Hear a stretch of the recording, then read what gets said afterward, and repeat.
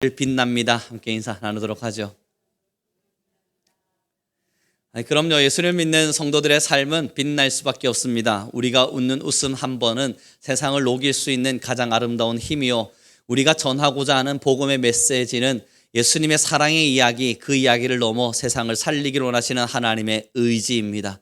그러기 여러분들께서 전달하시는 한마디 한마디의 말들은 하나님의 의지가 되어 죽어가는 영혼을 살리고 또한 넘어진 사람들을 일으켜 세울 줄 믿습니다. 이 사역과 이 사명의 도구 앞에서 하나님이 우리를 부르셨을 때 우리는 늘 감사와 기쁨으로 섰었죠. 오늘의 본문 17절을 우리 좀 같이 함께 읽었으면 좋겠습니다. 함께 읽겠습니다. 시작.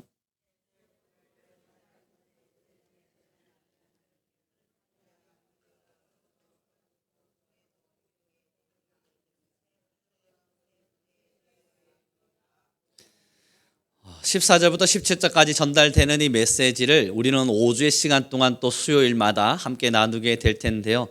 여러분, 그 중에 오늘 첫 번째입니다. 17절의 말씀을 자세히 들여다보시면 포도주를 옛 부대에 넣지 않는다 이야기합니다. 왜 그런지는 우리 성도님들 너무나 잘 아실 텐데요. 새 포도주는요, 이제 발효가 시작됩니다. 그렇게 발효가 시작되면 점점 포도주는 팽창하게 됩니다. 발효로 인해서 팽창하게 되어질 때에 옛 부대는 낡아 버렸어요. 그래서 그 팽창의 힘을 이기지 못한 채 터져 버리게 됩니다. 그래서 새 포도주는 같이 늘어날 수 있는, 함께 팽창되어지는 것을 버티어낼 수 있을 가죽 부대, 새 가죽 부대에 담을 수밖에 없죠. 그래서 오늘 주님께서 이야기하시는 거예요. 새 포도주는 새 가죽 부대에 넣어야 한다. 그렇지 않고 헌 가죽 부대에 그대로 넣어버린다면 그 다음이 중요한 구절입니다. 뭐라고 기록된지를 보시죠. 17절입니다. 제가 읽어드릴게요. 새 포도주는 새 포도주에 넣어야 둘이 다 보존되느니라. 여러분, 이게 무슨 이야기입니까? 새 포도주 잘 보관하겠는데 옛 부대에다가 넣어버렸습니다. 그러면 새 포도주는 살아있느냐? 그렇지 않아요. 그것도 터져버려서 망가져버린다는 걸 이야기합니다. 사랑하는 성도 여러분, 이제 좀 고민해보죠. 예수님께서 지금 요한의 제자들과 대화를 나누는 중인데 요한의 제자들이 왜 당신들을 금식하지 않느냐 이야기했더니 내가 옆에 있는데 무슨 금식을 하냐는 겁니다. 다시 말해보면 예수님과 함께하고 있는 동안에는 무언가가 바뀌어져야 한다는 것을 설명하고 싶어 하세요. 그러면서 하는 이야기가 오늘의 본문인 겁니다. 오늘 우리는 명확한 답을 내리고 시작하죠. 포도주는 누구냐고요?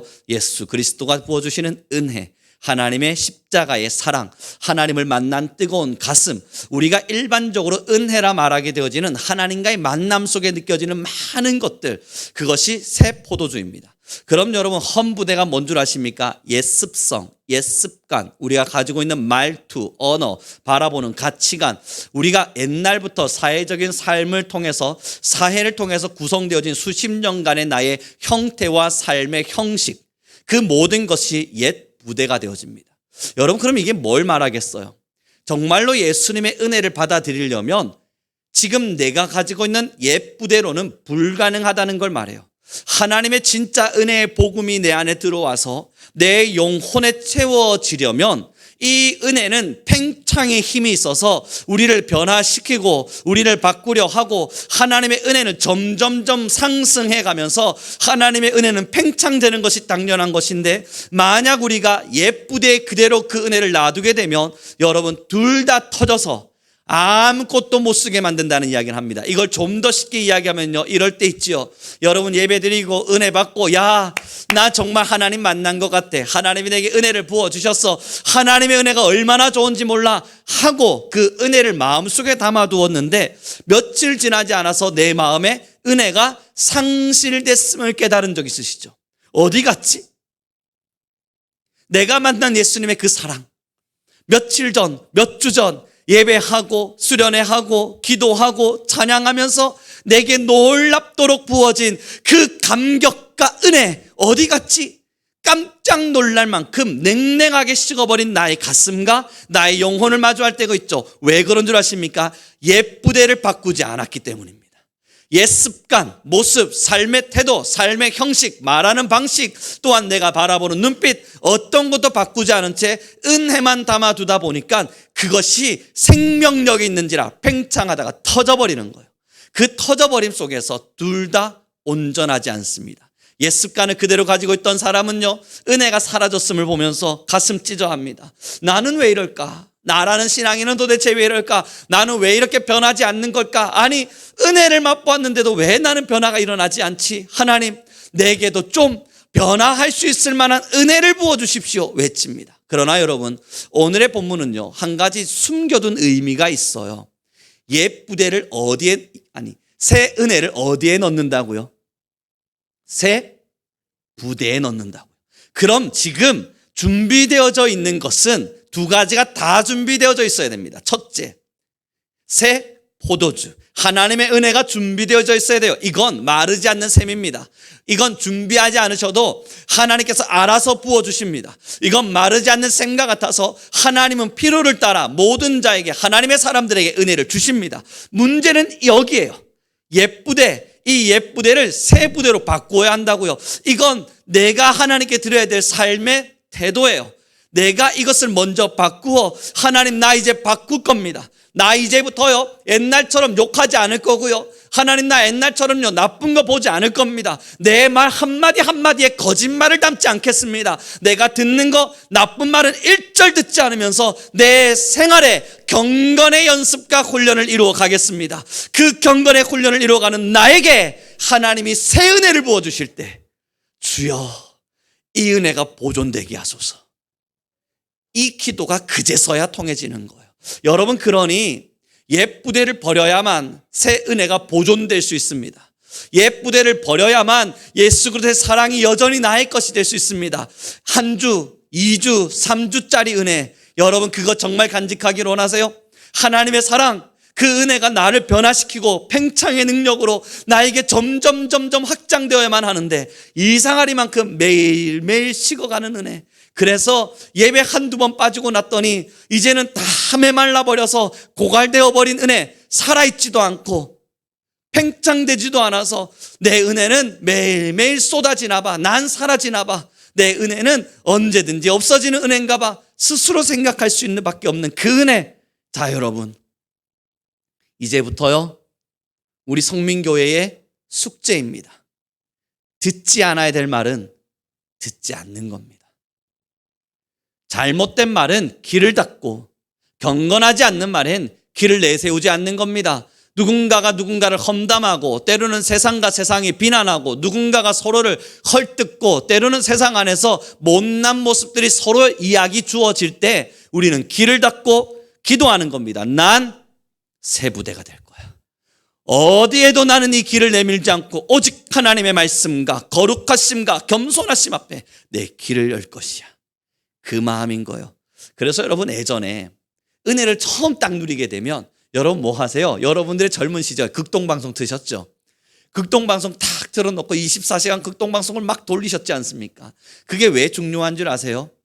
그것이 필요하다, 무조건 그렇게 해야만 한다가 아니고요, 그 시간 동안 다른 것에 귀를 빼앗기지 않았기 때문인 겁니다.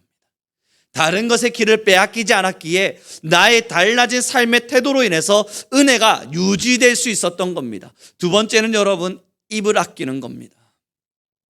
거짓말, 쉽사리 내뱉었던 거짓말, 아무렇지도 않게 내뱉었던 수없는 말 돌림, 때로는 우리 속에서 전달되어지는 말과 말 속에서 헐뜯는 말과 때로는 이간질하는 말, 때로는 분노를 참지 못해서 쏟아내는 화와, 때로는 내 마음속에 있는 욕심과 질투를 둘레둘레 표현하고 있었던 거짓되고 잘못된 사탄의 혀, 그 모든 것을 바꾸기를, 하나님이 바꿔 주시기를 기다리는 것이 아니라 내가 바꾸기를 선택하셔야 합니다. 내가 이제는 바꾸어질 것이야. 난 이제 바뀌어져 갈 것이야. 나는 어디에도 나의 입을 함부로 내뱉지 않고, 나는 나의 말을 절제함으로써 나는 하나님의 사람임을 표현할 것이야. 그렇게 해 나아갈 때 그제서야 그 은혜가 유지되어져 가는 거예요. 사랑하는 성도 여러분, 중고등부 학생들이요 수련회를 가면요 얼마나 뜨거운지 모릅니다.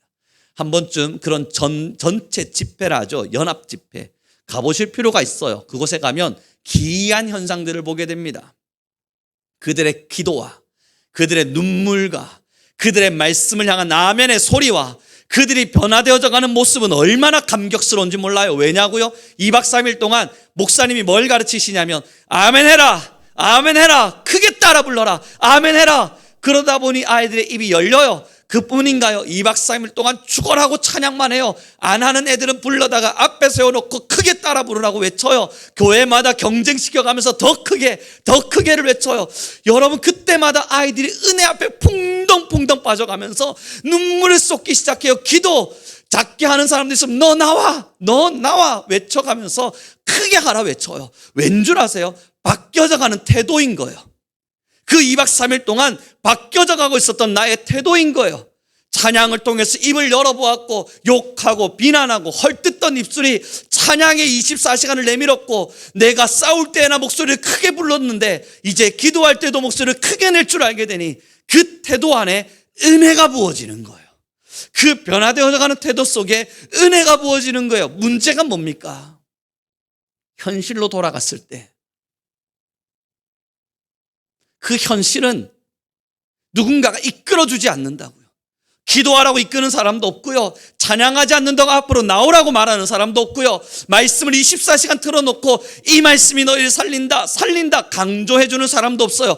이끌어주는 사람이 없다고요. 그러니 이 텃밭과 같은 곳에 사탄이 덫을 놓아두고는 다시 옛 습성으로 돌아오라, 옛 가족 부대로 돌아오라. 24시간 말씀을 너가 나눴냐? 아니야. 이제는 욕하는 연습도 하고, 24시간 동안 찬양을 했냐? 아니야. 이제는 그 입으로 거짓말도 하고 옛 습관으로 돌아오라 이야기예요. 돌아가는데 딱 3일이면 족합니다.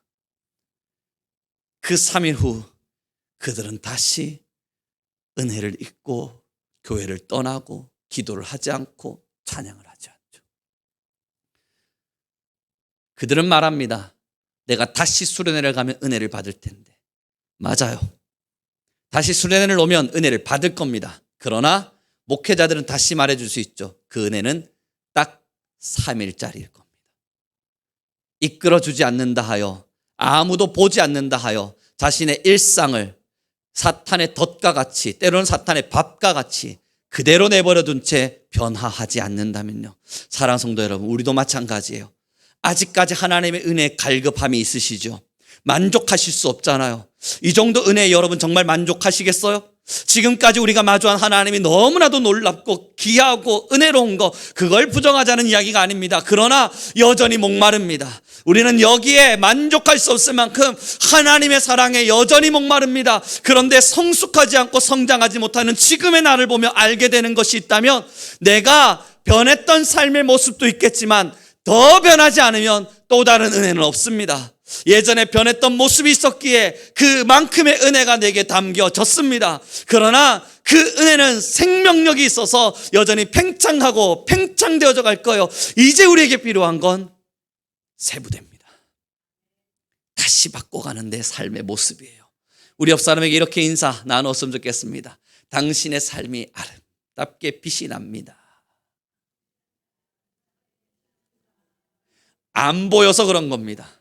못 봐서 그런 겁니다. 그러나 이제 우리의 삶을 일거수일투족, 이 옆 사람은 못 봤기에 당신의 삶 빛난다 이야기해 줄 수 있어요. 여러분들의 삶이 빛납니다. 여러분의 언어가, 여러분의 눈빛이, 여러분의 행동이 이 세상을 밝힌 만큼 빛과 소금으로 빛나고 있습니다. 여러분, 우리는 보지 않았기에 이런 말을 함부로 할 수 있습니다만, 쉽사리 이야기할 수 있지만 예수 그리스도가 오늘을 보고 계십니다. 우리의 하나님이 여전히 우리를 마주보고 계십니다. 이제 우리는 주님 앞에 서서 말할 수 있어야 되는 거예요. 하나님, 변했습니다. 하나님, 변해갑니다.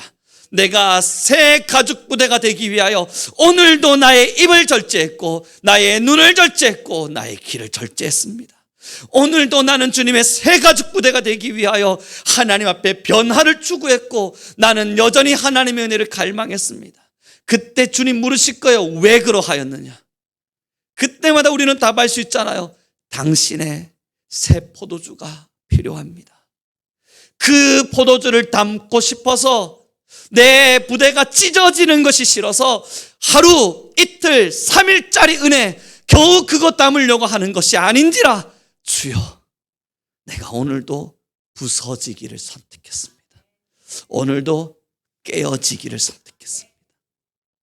당신의 새 은혜를 부어주십시오. 그래요 여러분, 묵혀둔 김치 맛있다고들 하더군요. 그러나 전 신김치 별로 안 좋아합니다. 신김치 맛 없어요. 그거 왜 먹는지 모르겠습니다. 전 겉절이가 좋아요. 갓 담은 거 국밥에 하나 얹어 먹으면 달콤하니 맛있잖아요.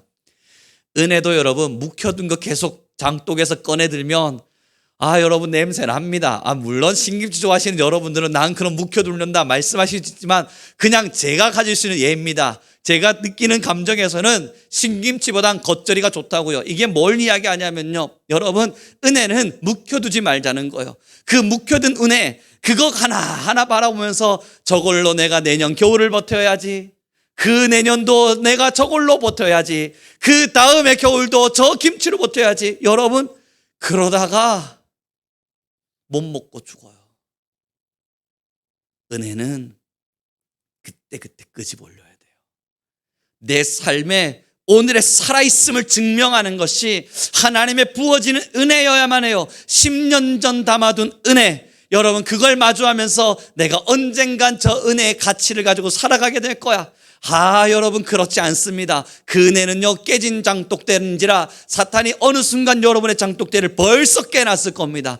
빼갈 수 있는 건 다 빼갔을 거예요. 이제 빈 장독대인 게 분명합니다. 그러니 우리는 새 은혜가 필요합니다. 그 새 은혜는 새로운 삶의 태도로부터 바뀌어져 가는 겁니다. 하나님의 은혜를 정말 갈망하다면 오늘부터 내가 어떤 태도로 살아갈까 고민하셨으면 좋겠습니다. 뿐만 아니라 우리의 예배도 은혜의 장소가 되기 위해서는 여러분 수련의 장소와 같아야 해요.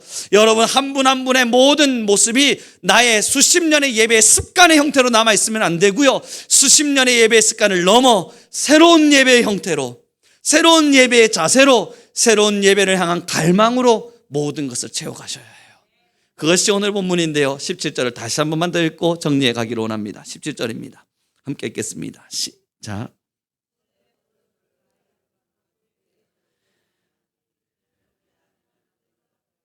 포도주도 쏟아지고 부대도 버리게 됨이라. 새 포도주는 새 부대에 넣어야 둘이 다 보존되느니라. 아멘.